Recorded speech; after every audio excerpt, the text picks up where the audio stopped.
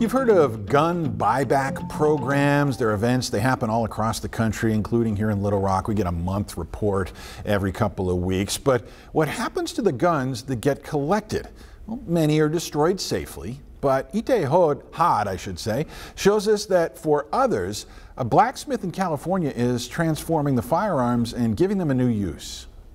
Here, in John Rogers' workshop in East Oakland, something remarkable is happening. So I'll cut this one here. Guns once capable of taking life are being transformed into instruments that nurture it. They're beautiful, but they're also made for war. They're made for killing. For the last couple of years, John, a sculptor and blacksmith, has been part of a national movement that turns surrendered weapons into gardening tools. I'm an anti-gun violence person, definitely, so I feel very strongly about it. Called Guns to Gardens, the program allows people to turn over their firearms, no questions asked, in exchange for a gift card and a garden tool made from the decommissioned weapons. This is the barrel, and so I'm going to let that cool for a little bit. Today, John is taking an old Stevens 320 shotgun and making it into a hand shovel. I'm using the same curvature of the gun. I'm just opening it up into a shovel shape, like a flower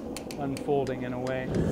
In addition to the gardening tools, for the last 3 decades, he's been forging old pistols and rifles into dragons, critters, and mythical creatures.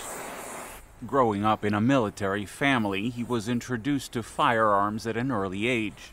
Since then, he's witnessed the devastation of gun violence firsthand, after a close friend was killed in a murder-suicide. What do you hope people are going to get out of this?